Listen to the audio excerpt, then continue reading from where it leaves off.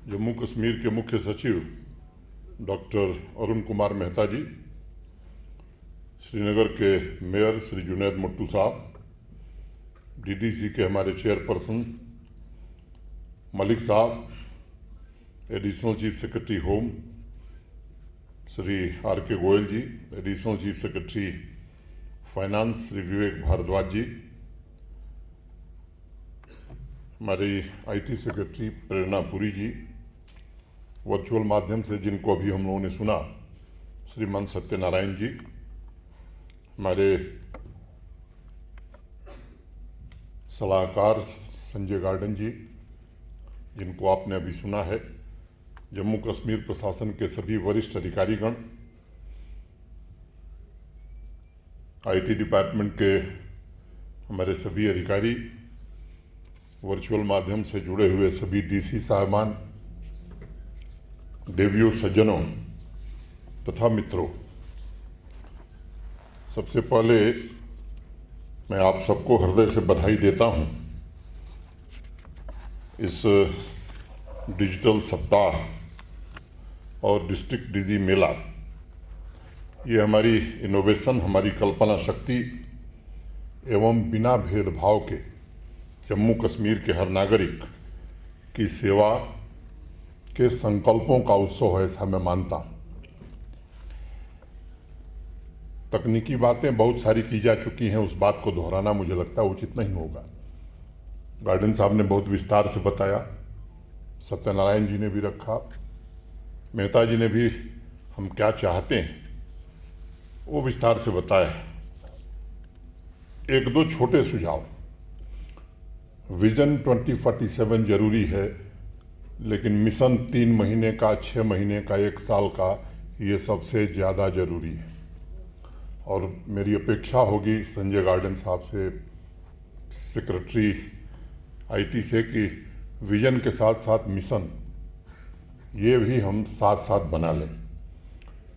जैसा भी विजन बना लें, जैसा भी मिशन बना लें, जिनको इम्प्लीमेंट करना है अगर उनकी नीयत नहीं होगी तो कोई विजन, कोई मिशन जमीन पर उतरने वाला नहीं है। तो आप सबसे विनम्रतापूर्वक ये निवेदन है कि अगर पूरी टीम चाहेगी तो जरूर ये काम हम लोग कर पाएंगे और बहुत लंबा समय नहीं लगेगा। एक विशन टंडन हिंदी के एक व्यंग्यकार थे। सारिका नाम की एक हिंदी में मैगजीन चलती थी, आप लोग में उनसे कुछ लोगों ने पढ़ा होगा, बड़ी प्रचलित थी। एक लेख लिखा उन्होंने कि जनक का धनुष किसने तोड़ा। तो मैं बहुत संक्षेप में 2 मिनट में खत्म करूंगा। भारत सरकार बहुत चिंतित हुई कि आखिर देश का विकास कैसे होगा। तो सरकार ने एक आयोग बनाया। आयोग के एक अध्यक्ष और कुछ सदस्य बने। पहली बैठक हुई तो बैठक में यह तय हुआ कि गांव के किसी प्राइमरी स्कूल में चलते हैं, वहां कैसी पढ़ाई और इसको देखते हैं, फिर विकास की प्रक्रिया वहां से शुरू होगी। तो जो आयोग बना था, मैंने कमीशन, उसके चेयरमैन साहब सुदूर ग्रामीण इलाके में गए, प्राइमरी स्कूल पहुंचे, ठंड का मौसम था और जो हेडमास्टर साहब थे वो धूप का आनंद ले रहे थे चारपाई पर लेट करके। तो चेयरमैन साहब गए, उन्होंने कहा, साहब भारत सरकार ने आयोग बनाया है कि सबसे पहले प्राइमरी शिक्षा को हम ठीक करें, देश तभी विकसित हो सकता है। तो आपके यहाँ कैसा चल रहा है आपके स्कूल में? तो हेडमास्टर साहब ने कहा, साहब मेरे विद्यालय में पठन पाठन बहुत उच्च कोटि का है, अनुशासन भी बहुत अच्छा है। चलिए अपने स्कूल की जो सबसे ऊंची कक्षा है, मैंने क्लास 5th, उसमें ले चलते हैं। तो लेके गए। जो टीचर पढ़ा रहे थे वो सीता विवाह का प्रसंग पढ़ा रहे थे। तो जो कमीशन के चेयरमैन साहब थे वो पहुंचे और उन्होंने पूछा एक बच्चे से कि जनक का धनुष किसने तोड़ा? तो उस बच्चे ने कहा, मैंने नहीं तोड़ा। फिर दूसरे से पूछा, उसने भी यही जवाब दिया। बारी बारी से सबने यही जवाब दिया कि जनक का धनुष मैंने नहीं तोड़ा। फिर जो टीचर पढ़ा रहे थे उनसे पूछा तो उन्होंने कहा साहब मैं 13 साल से यहाँ अध्यापक हूँ, कोई जनक का धनुष इस विद्यालय में नहीं है, मुझे नहीं पता तोड़ा किसने। फिर वो हेडमास्टर साहब से पूछा गया तो कहे साहब मैं तो 20 साल से हूँ और 20 साल में कोई जनक का धनुष नहीं था यहाँ। लेकिन उन्होंने एक बात कही कि मेरे पूर्व के जो हेडमास्टर थे इसी गांव के रहने वाले हैं, मैं उनको बुलाता हूँ, वो जरूर बता देंगे। तो वो आए, उनसे पूछा गया, कहे साहब मुझे रिटायर हुए तो बहुत दिन हो गया, लेकिन जब मैं था तब भी जनक का धनुष। तो चेयरमैन साहब को समझ में आ गया कि पठन पाठन और अनुशासन कैसा चल रहा है, वहां से वापस गए वो। और हेडमास्टर साहब बड़े परेशान थे। यहाँ दूसरे तरह की व्यवस्था, डिस्ट्रिक्ट एजुकेशन अफसर, यूपी बिहार में सब डिविजनल इंस्पेक्टर होते थे, एसडीआई साहब, वो दौरा करते हैं। तो हेडमास्टर साहब ने एक नोट बनाया कि मेरे विद्यालय के जनक का धनुष खो गया है, इससे पठन पाठन में बच्चों को बड़ी असुविधा हो रही है, अविलंब मेरे विद्यालय के लिए एक जनक का धनुष उपलब्ध कराया जाए। अब वो एसडीआई साहब चूंकि घूमते ही रहते थे, महीने 1.5 महीने बाद आए, कागज पढ़ने की आदत नहीं थी, संस्तुति के साथ अग्रसारित, फॉरवर्डेड एंड रिकमेंडेड, कागज चला। फिर वो जिला केंद्र पर गया, घूमते घामते अंत में वो सचिवालय पहुंच गया। जो हमारे एजुकेशन सेक्रेटरी उस समय के थे, वो बेचारे एक बैठक से आए थे, प्रस्ताव लेकर के गए थे नए इंजीनियरिंग कॉलेज, मेडिकल कॉलेज खोलने का। फाइनेंस सेक्रेटरी ने मना कर दिया था, बहुत निराश होकर के लौटे थे। जब उनके हाथ में कागज लगा, कहा था ये तो बड़ा अच्छा मसाला आ गया है, अब अगली बैठक में इस प्रस्ताव को लेकर चलूंगा, देखता हूं कैसे फाइनेंस सेक्रेटरी भारद्वाज साहब इसको सैंक्शन नहीं करते। बड़ी तैयारी की, उन्होंने कहा कि कागज पहुंचे उसके पहले सारी तैयारियां पूरी कर ली हैं। तो होम सेक्रेटरी को चिट्ठी लिखा उन्होंने कि साहब ये चूंकि धनुष का मामला, इससे हिंसा फैल सकती है, इसलिए एक बैठक होनी चाहिए। तो डीजीपी साहब के साथ बैठक हुई। वहाँ से हर थाने को निर्देश दिया गया कि जिन विद्यालयों में जनक का धनुष है उसकी ठीक से देखभाल की जाए, हिंसा न भड़के, इसका मुकम्मल इंतजाम किया जाए। ये चलते चलते फिर वो अंतिम समय आया बैठक का, भारद्वाज साहब के पास वो लेके पहुंचे। भारद्वाज साहब ने कहा साहब बहुत अच्छा प्रस्ताव है, इस वित्तीय वर्ष में संभव नहीं, अगले वित्तीय वर्ष में विचार किया जाएगा। मुझे लगता है कि इस मानसिकता से हमें बाहर निकलने की जरूरत है। अभी रेवेन्यू की बात हो रही थी, मुझे याद है जिस दिन बिदुड़ी साहब, मेहता जी, हम, सालीन काबरा बैठे थे, तो उस दिन मैंने 2 बातें कही थी, आपको जरूर मैं सुनाना चाहता हूँ। आपको, आप में से अधिकांश लोगों को शायद न मालूम हो कि अगर महाभारत के समय रेवेन्यू रिकॉर्ड ठीक रहा होता तो कौरव और पांडवों का युद्ध नहीं हुआ होता। वो 5 गांव जो पांडव चाहते थे, उनका रिकॉर्ड भगवान कृष्ण भी नहीं बता सके। तो महाभारत के जड़ में अगर सबसे बड़ा कारण था वो रेवेन्यू रिकॉर्ड था। और एक उत्तर प्रदेश में हिंदी के बड़े साहित्यकार हुए, उन्होंने एक उपन्यास लिखा लंगड़। लंगड़ का मतलब एक पैर खराब था बेचारे का, और वो बेचारा अपना रेवेन्यू रिकॉर्ड लेने के लिए इतना दौड़ा कि लगा दूसरे पैर से भी लंगड़ हो जाएगा। तो ये बड़ा भारी काम जम्मू कश्मीर में ये हुआ है कि अब महाभारत नहीं होगा और दूसरे का पैर खराब नहीं होगा। इस दिशा में हम काफ़ी आगे बढ़ गए। मुझे लगता है कि बाकी डिपार्टमेंट में भी ये काम हम कर सकें और ईमानदारी से कर सकें, क्योंकि ऑनलाइन सर्विसेज कहना और वास्तव में लास्ट माइल कनेक्टिविटी देना, ये दोनों के बीच बड़ा फर्क है। मुझे लगता है कि हम खुद आत्मविश्लेषण करें कि हमने जो सर्विसेज ऑनलाइन की, मेहता जी भी बात कर रहे थे कि लोग जुड़े, लोग नहीं जुड़ रहे हैं, मतलब हमको विचार करने की जरूरत है क्यों नहीं जुड़ रहे हैं। और जो हमारे डीसी साहबान जुड़े हैं, उनसे मेरी प्रार्थना है कि बीम्स के बारे में सामान्य आदमी को क्या मालूम, ये हमारे डीसी साहबान की जिम्मेदारी है कि एक अवेयरनेस कैंपेन अपने अपने जिले में चलावें। आईटी डिपार्टमेंट हमारा इसके लिए काम करे। एक अनपढ़ आदमी से हम कैसे अपेक्षा रख सकते हैं? तो गुड गवर्नेंस का मतलब यह है कि सामान्य आदमी को, अनपढ़ आदमी को लगे कि नहीं साहब, ये प्रशासन हमारी चिंता कर रहा है। 2015 में जब डिजिटल इंडिया मिशन लॉन्च हुआ था तो 3 बातें मुख्य रूप से कही गई थी, और यहाँ सारे हमारे वरिष्ठ अधिकारी बैठे हैं, इसलिए सबके ध्यान में ये बात रहे। Infrastructure as utility to every citizen. मैं विस्तार में नहीं जाना चाहता हूं क्योंकि पुरानी बात हो गई, सबके ध्यान में है।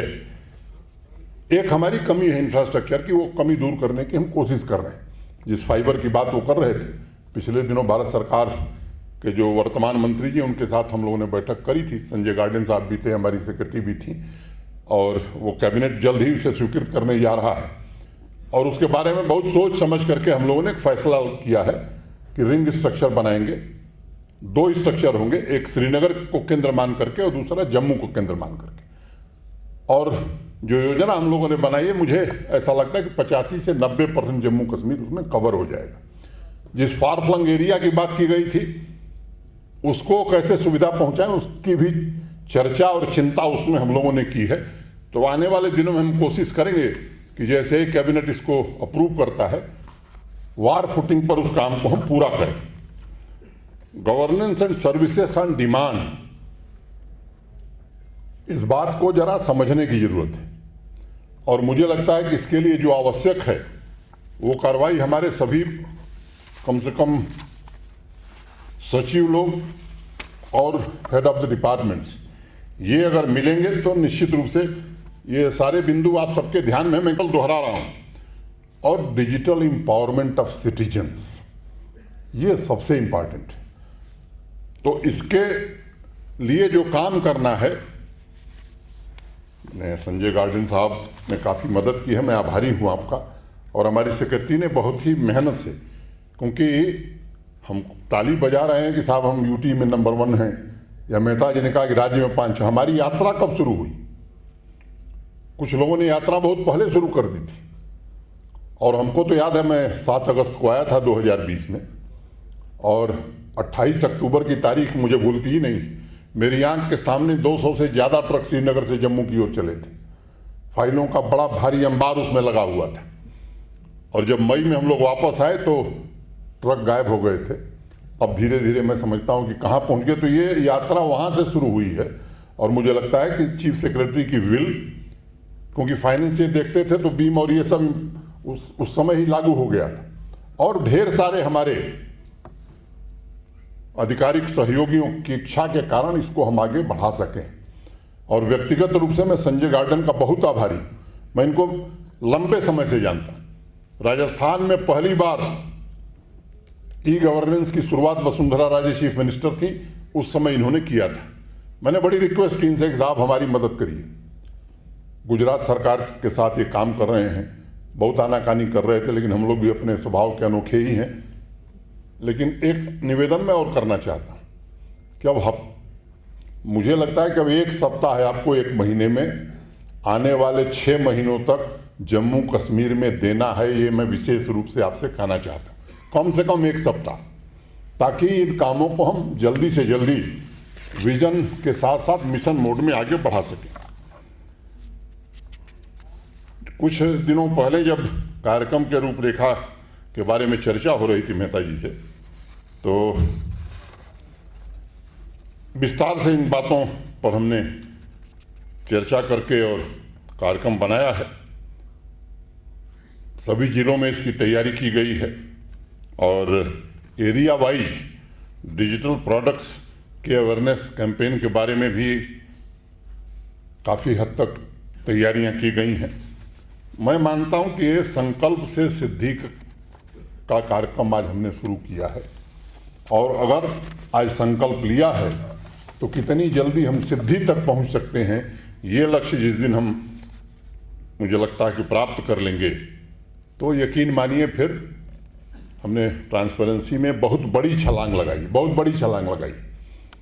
ये मैं नहीं कह सकता कि कुछ लोग शिकायत करते हैं, उनका काम है। मुझे लगता है लोकतंत्र की सबसे बड़ी खूबसूरती यही है कि जो सबसे बड़ा पापी है वो कहता है कि मुझसे अच्छा आदमी कोई नहीं है, और हम लोग सुनते भी हैं और सुनना भी चाहिए। अब जो लक्ष्य कहा कि ह्यूमन इंटरफेस से कितना जल्दी हम मुक्त हो सकते हैं, मैं समझता हूं कि इस लक्ष्य को कितने दिन में हम प्राप्त कर सकते हैं, ये निश्चित रूप से हमारे लिए सबसे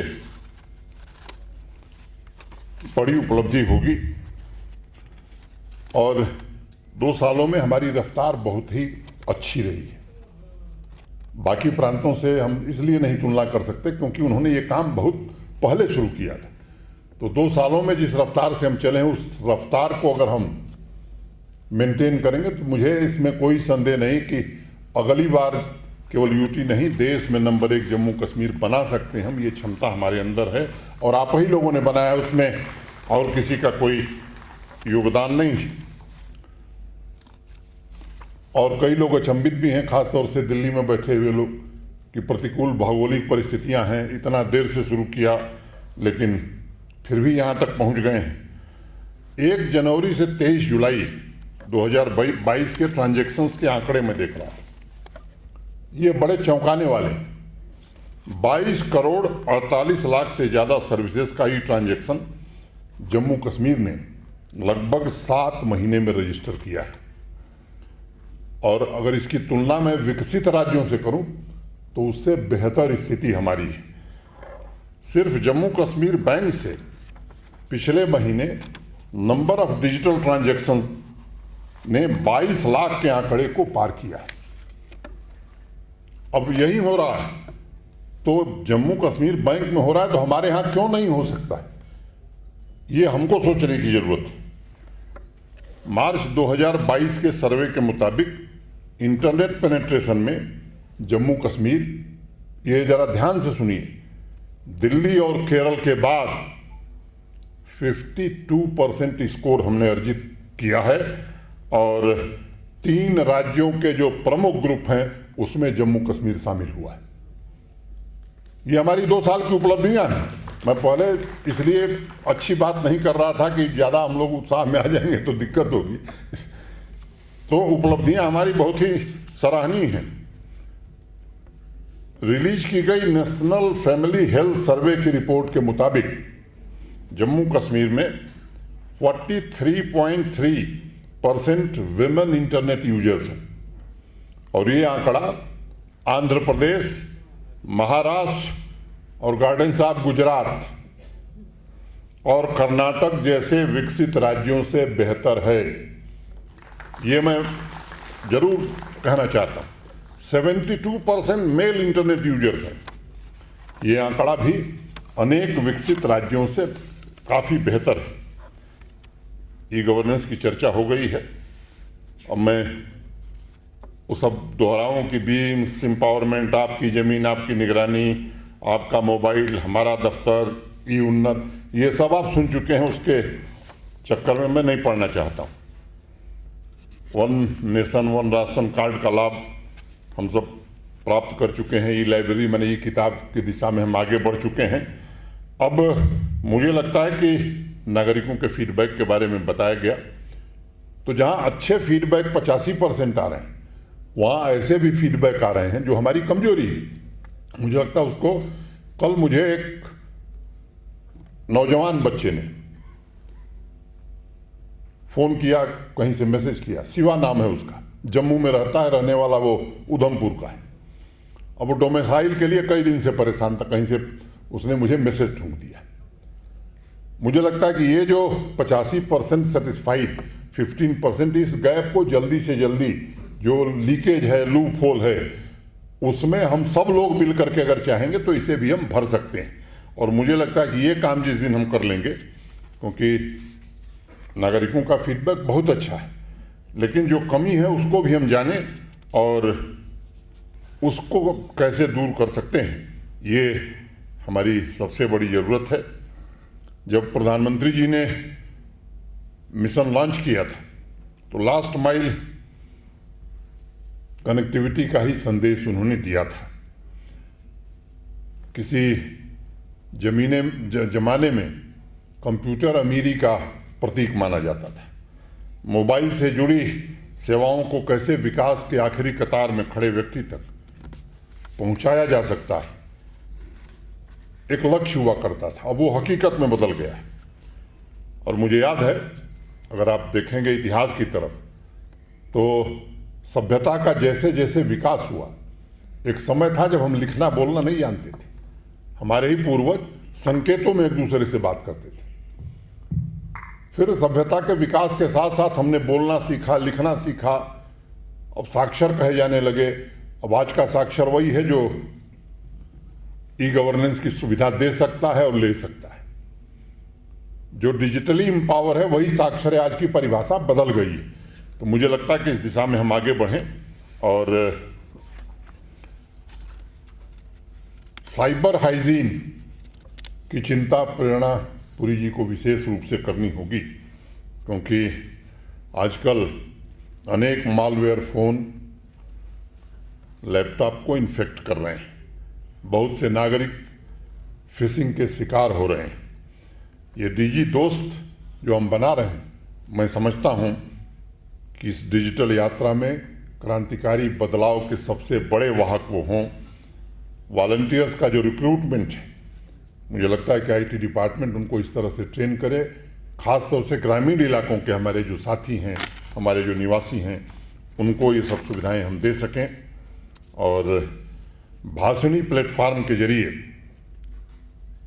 अनेक ऐसे प्लेटफार्म हैं, मुझे लगता है सबको हमको इंटीग्रेट करने की ज़रूरत है, लोगों तक उसके लाभ पहुंच सकें।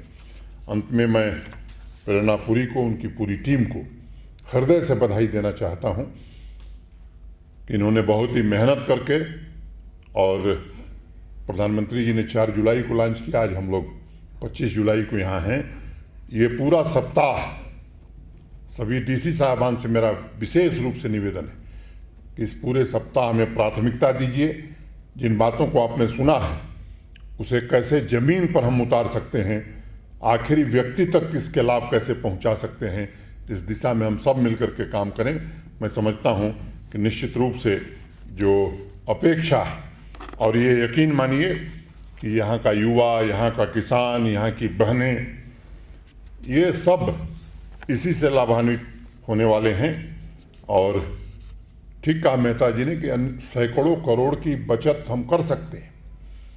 जो रोज रोना रोते हैं साहब, ये ऐसे काम है जिसमें पैसा लगना ही नहीं है, बिना पैसे के ज़्यादा लाभ हम दे सकते हैं।